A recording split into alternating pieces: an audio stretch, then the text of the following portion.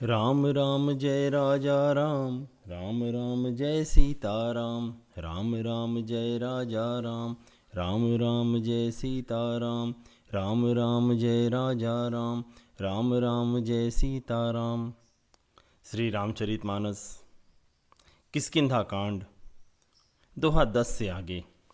राम बाली निज धाम पठावा, नगर लोग सब व्याकुल धावा। नाना विधि विलाप कर तारा, छूटे केसन देह संभारा। तारा बिकल देखी रघुराया, दीन ज्ञान हरि लीन्ही माया। क्षितिजल पावक गगन समीरा, पंचरचित अति अधम शरीरा। प्रकट सुतनु तब आगे सोवा, जीवनित्य केहि लगी तुम्हरोवा। उपजा ज्ञान चरण तब लागी, लीन्हसि परम भगति बर मागी। उमा दारु जोशित की नाई, सब ही नचावत राम गोसाई। तब सुग्रीव ही आय सुदीना, मृतक कर्म विधिवत सब कीना। राम कहा अनुज ही समुझाई, राज देहु सुग्रीव ही जाई। रघुपति चरण नाई करी माथा, चले सकल प्रेरित रघुनाथा। लक्ष्मण तुरत बुलाए, पुरजन विप्र समाज। राजुदीन सुग्रीव कहाँ, अंगद कहें जुबराज। उमा राम सम हित जग माही, गुरु पितु मातु बंधु प्रभु नाही। सुर नर मुनि सब कै यह रीति, स्वार्थ लागी करहीं सब प्रीति। बाली त्रास व्याकुल दिन राति, तन बहु ब्रन चिंता जर छाती। सोई सुग्रीव कीन्ह कपिराऊ, अति कृपाल रघुवीर सुभाऊ। जानत हूँ अस प्रभु परिहरहि, काहे न विपति जाल नर परहि। पुनि सुग्रीव ही लीन्ह बुलाई, बहु प्रकार नृपनीति सिखाई। कहे प्रभु सुनु सुग्रीव हरिसा, पुर न जाऊँ 10 चारि बरिसा। गत ग्रीसम बरसा ऋतु आई, रही हूँ निकट सैल पर छाई। अंगद सहित करहु तुम राजू, संतत हृदय धरेहु मम काजू। जब सुग्रीव भवन फिर आए, राम प्रवरसन गिरि पर छाए। प्रथम ही देवन गिरि गुहा, राखे रुचिर बनाई। राम कृपा निधि कछु दिन, बास करेंगे आई। श्री राम जी ने बाली को अपने परम धाम भेज दिया। नगर के सब लोग व्याकुल होकर दौड़े। बाली की स्त्री तारा अनेकों प्रकार से विलाप करने लगी। उसके बाल बिखरे हुए हैं और देह की संभाल नहीं है। तारा को व्याकुल देखकर श्री रघुनाथ जी ने उसे ज्ञान दिया और उसकी माया जो है उसे हर लिया। उन्होंने कहा, जो पंच तत्व हैं, पृथ्वी, जल, अग्नि, आकाश और वायु, इन 5 तत्वों से यह अधम शरीर रचा गया है। वह शरीर प्रत्यक्ष तुम्हारे सामने ही तो सोया हुआ है और जीव नित्य है। फिर तुम किसके लिए रो रही हो? जब ज्ञान उत्पन्न हो गया तब वह भगवान के चरणों में लगी और उसने परम भक्ति का वर मांग लिया। शिव जी कहते हैं, हे उमा, स्वामी श्री राम जी सबको कठपुतली की तरह नचाते हैं। तदनंतर श्री राम जी ने सुग्रीव को आज्ञा दी और सुग्रीव ने विधिपूर्वक बाली का सब प्रकार मृतक कर्म किया। तब श्री राम जी ने छोटे भाई लक्ष्मण को समझाकर कहा कि तुम जाकर सुग्रीव को राज्य दे दो। श्री रघुनाथ जी की आज्ञा से सब लोग श्री रघुनाथ जी के चरणों में मस्तक नवाकर चले।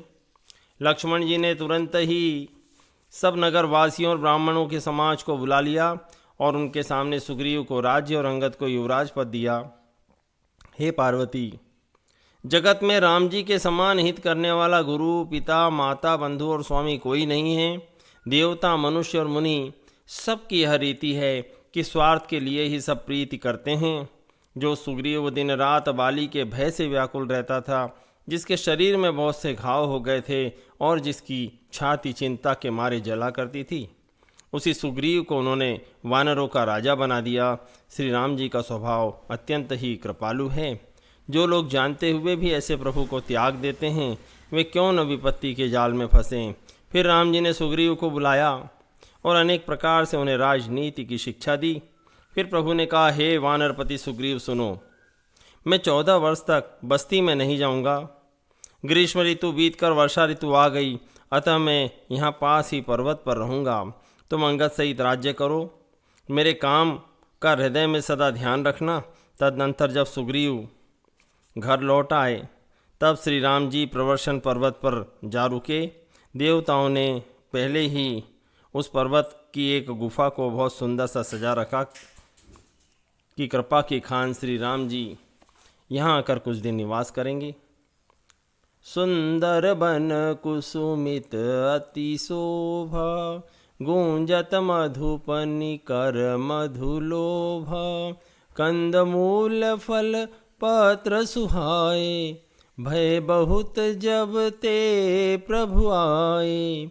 देखी मनोहर शैल अनूपा, रहते हैं अनुज सहित सुर भूपा।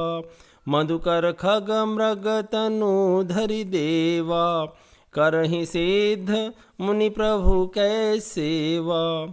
मंगल रूप भयो बन तब ते, कीन निवास रमापति जब ते।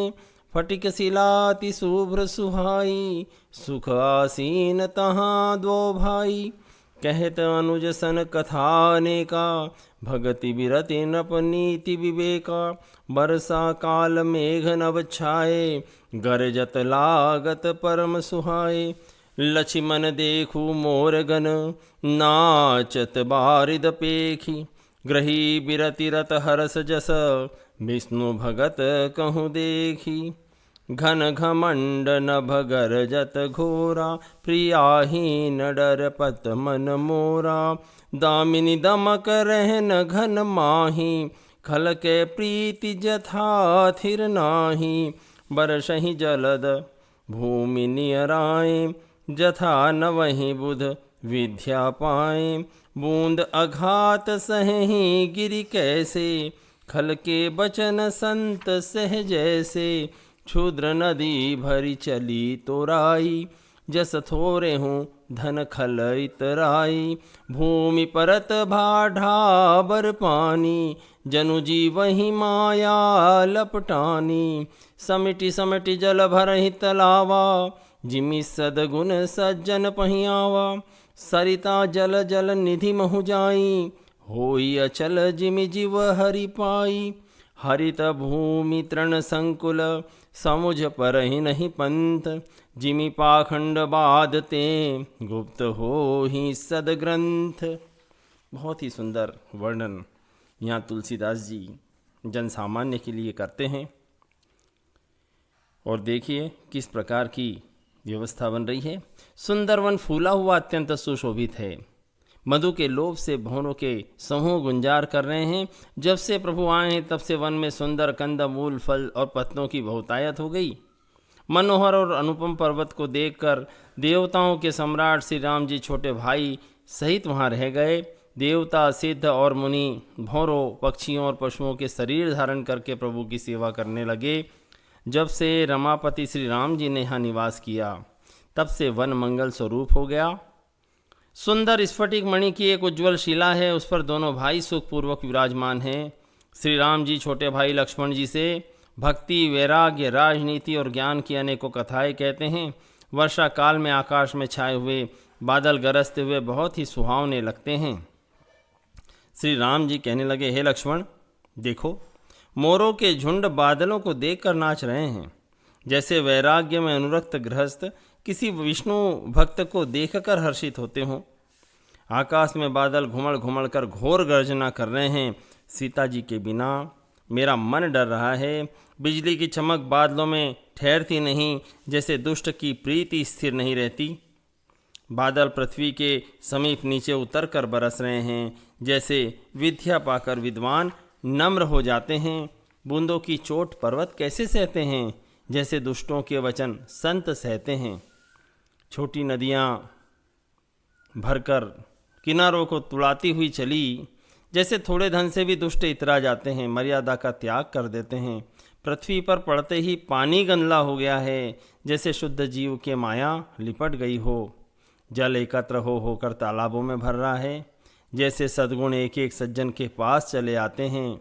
नदी का जल समुद्र में जाकर वैसे ही स्थिर हो जाता है, जैसे जीव श्री हरि को पाकर आवागमन से मुक्त हो जाता है। पृथ्वी घास से परिपूर्ण होकर हरी हो गई है, जिससे रास्ते समझ नहीं पड़ते, जैसे पाखंड मत के प्रचार से सद्ग्रंथ लुप्त हो जाते हैं। चारों दिशाओं में आइए आगे देखते हैं।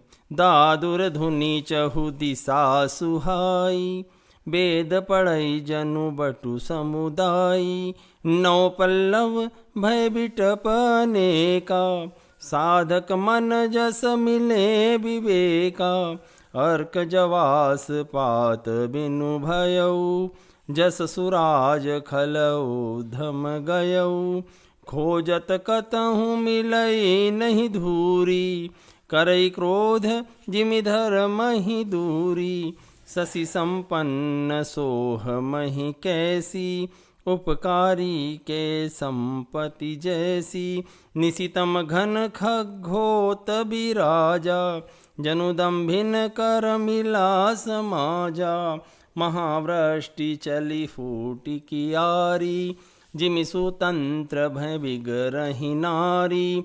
कृषि निरावहि चतुर किसाना, जिमि बुध तजहि मोह मद माना। देखियत चक्र बाक खग नाही, कलिहि पाई जिमि धर्म पराही। ऊसर बरसई तृण नहीं जामा, जिमि हरिजन ही उपजन कामा। विविध जंतु संकुल महि भ्राजा, प्रजा बाळ जिमि पाई सुराजा।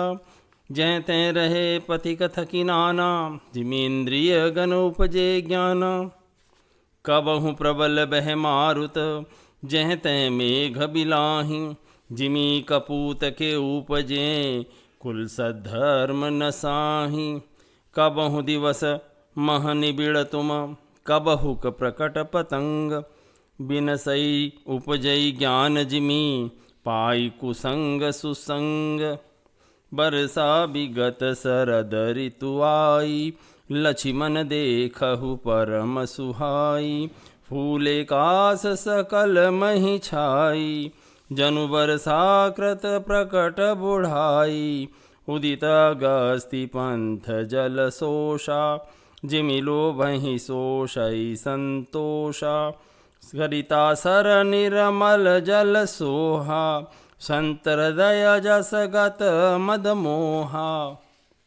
रस रस सुख सरित सर पानी, ममता त्याग करहि जिमि ज्ञानी। जानी शरद ऋतु खंजन आए, पाई समय जिमि सुकत सुहाए। पंकन रेणु सोहसि धरनी, नीति निपुण नृप कै जसि करनी। जल संकोच विकल भय मीना, अबुध कुटुम्ब जिमि धनहीना। बिनु घन निर्मल सोह आकाशा, हरिजन इव परिहरि सब आशा। कहूँ कहूँ वृष्टि सारदी थोरी, कौवेक पाव भगति जिमि मोरी। चले हर्षित जिनगर नृप, तापस बनिक भिखारी। जिमि हरि भगति पाई श्रम, तजहि आश्रमी चारी। चारों दिशाओं में मेंढकों की ध्वनि ऐसी सुहावनी लगती है, मानो विद्यार्थियों के समुदाय वेद पढ़ रहे हों। अनेकों वृक्षों में नए पत्ते आ गए हैं, जिससे वे ऐसे हरे भरे एवं सुशोभित हो गए हैं, जैसे साधक का मन विवेक प्राप्त होने पर हो जाता है। मदार और जवासा बिना पत्ते के हो गए, उनके पत्ते झड़ गए। जैसे श्रेष्ठ राज्य में दुष्टों का उद्यम जाता रहा, उनकी एक भी नहीं चलती। धूल कहीं खोजने पर भी नहीं मिलती, जैसे क्रोध धर्म को दूर कर देता है, अर्थात क्रोध का आवेश होने पर धर्म का ज्ञान नहीं रह जाता। अन्न से लहलहाती हुई खेती से हरी भरी पृथ्वी कैसी शोभित हो रही है, जैसे उपकारी पुरुष की संपत्ति रात के घने अंधकार में जुगनू शोभा पा रहे हैं, मानो दंभियों का समाज आज उठा हो। भारी वर्षा से खेतों की क्यारियां फूट चली हैं, जैसे स्वतंत्र होने से स्त्रियां बिगड़ जाती हैं। चतुर किसान खेतों को निरार रहे हैं, उनसे घास आदि को निकाल कर फेंक रहे हैं। जैसे विद्वान लोग मोह मद और मान का त्याग कर देते हैं। चक्रवाक पक्षी दिखाई नहीं दे रहे हैं, जैसे कलयुग को पाकर धर्म भाग जाते हैं। ऊसर में वर्षा होती है, वहाँ पर घास तक नहीं उगती, जैसे हरिभक्त के हृदय में काम उत्पन्न नहीं होता। पृथ्वी अनेक तरह के जीवों से भरी हुई उसी तरह शोभायमान है। जैसे सुराज्य पाकर प्रजा की वृद्धि होती है, जहाँ तहाँ अनेक पथिक थक कर ठहरे हुए हैं। जैसे ज्ञान उत्पन्न होने पर इंद्रियां शिथिल होकर विषयों की ओर जाना छोड़ देती हैं। कभी कभी वायु बड़े जोर से चलने लगती है, जिससे बादल जहाँ तहाँ गायब हो जाते हैं। जैसे कुपुत्र के उत्पन्न होने से कुल के उत्तम आचरण नष्ट हो जाते हैं। कभी बादलों के कारण दिन में घोर अंधकार छा जाता है, कभी सूर्य प्रकट हो जाते हैं। जैसे कुसंग पाकर ज्ञान नष्ट हो जाता है और सुसंग पाकर उत्पन्न हो जाता है। हे लक्ष्मण, देखो वर्षा ऋतु बीत गई और परम सुंदर शरद ऋतु आ गई। फूले हुए काश से सारी पृथ्वी छा गई, मानो वर्षा ऋतु ने काश रूपी सफ़ेद बालों के रूप में अपना बुढ़ापा प्रकट कर दिया हो। अगस्त के तारे ने उदय होकर मार्ग के जल को सोख लिया, जैसे संतोष लोभ को सोख लेता है। नदियों और तालाबों का निर्मल जल ऐसे शोभा पा रहा है, जैसे मद और मोह से रहित संतों का हृदय। नदी और तालाबों का जल भी धीरे धीरे सूख रहा है। जैसे ज्ञानी पुरुष ममता का त्याग करते हैं, शरद ऋतु जानकर खंजन पक्षी आ गए। जैसे समय पाकर सुंदर सुकृत आ जाते हैं, पुण्य प्रकट हो जाते हैं। न कीचड़ है न धूल, इससे धरती निर्मल होकर ऐसे शोभा दे रही है, जैसे नीति निपुण राजा की करनी। जल के कम हो जाने से मछलियाँ व्याकुल हो रही हैं, जैसे विवेक शून्य कुटुंबी धन के बिना व्याकुल होता है। बिना बादलों का निर्मल आकाश ऐसे शोभित हो रहा है, जैसे भगवत भक्त सब आशाओं को छोड़कर सुशोभित होते हैं। कहीं कहीं बिरले ही स्थानों में शरद ऋतु की थोड़ी थोड़ी वर्षा हो रही है, जैसे कोई बिरले ही मेरी भक्ति पाते हैं। शरद ऋतु पाकर राजा, तपस्वी, व्यापारी और भिखारी क्रमशः विजय, तप, व्यापार और भिक्षा के लिए हर्षित होकर नगर छोड़कर चले। जैसे श्री हरि की भक्ति पाकर चारों आश्रम वाले नाना प्रकार के साधन रूपी श्रमों को त्याग देते हैं।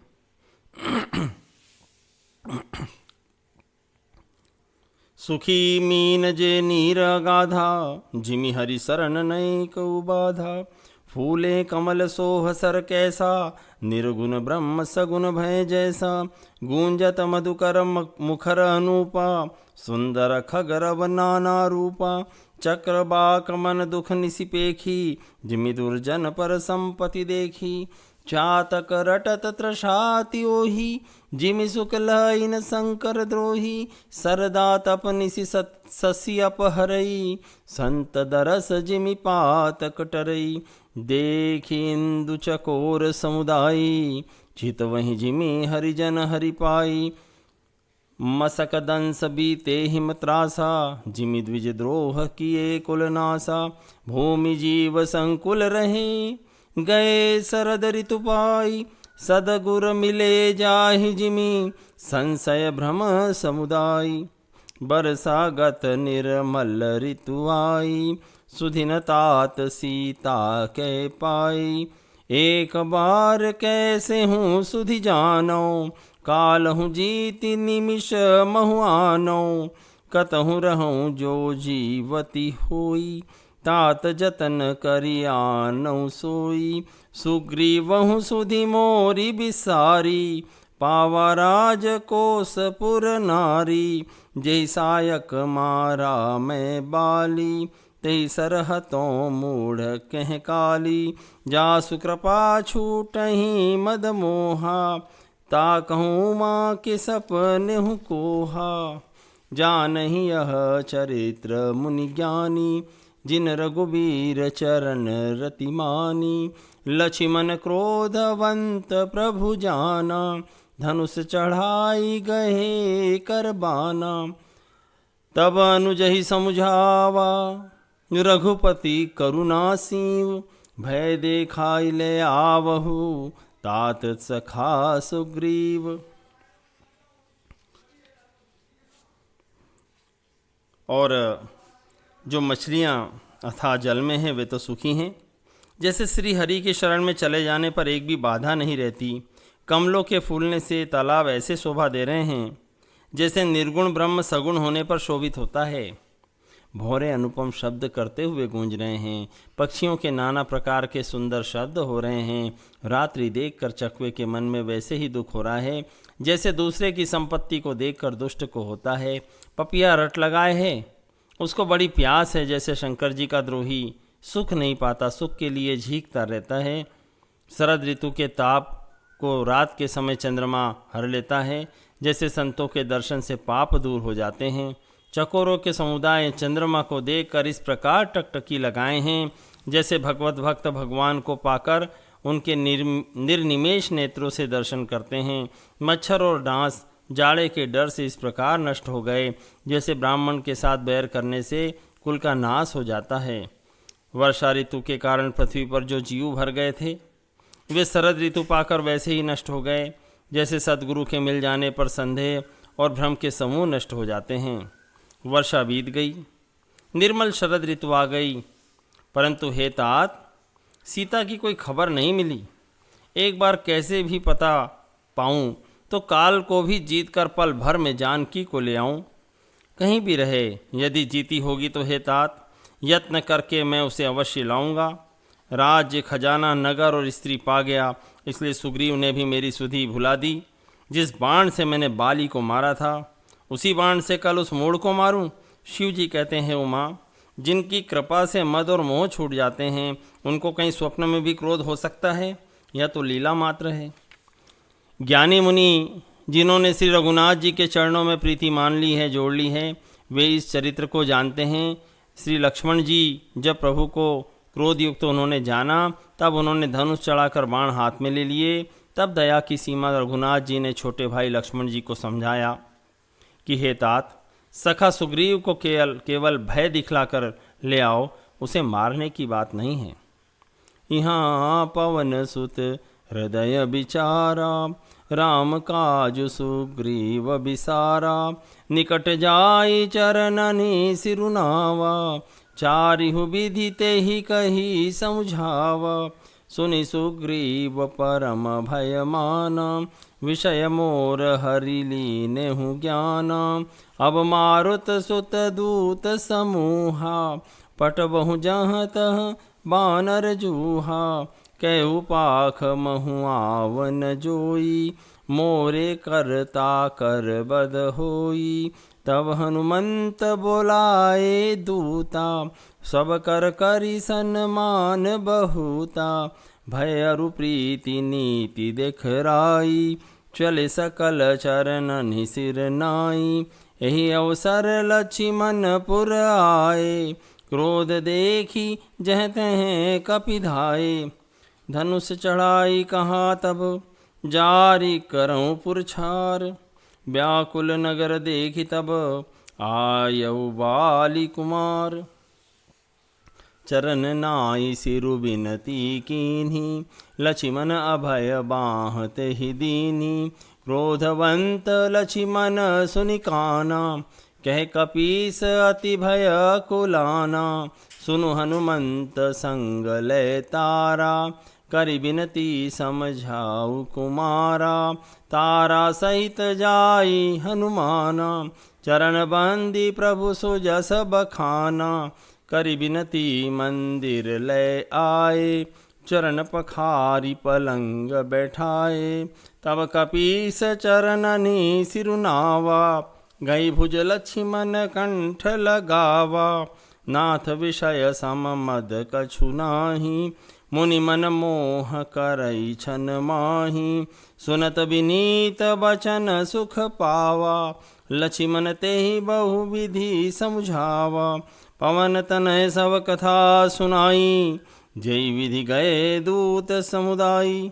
हर्ष चले सुग्रीव तब अंगदादि कपि साथ, रामानुज आगे करी, आए जय रघुनाथ। दोहा क्रमांक 20 तक।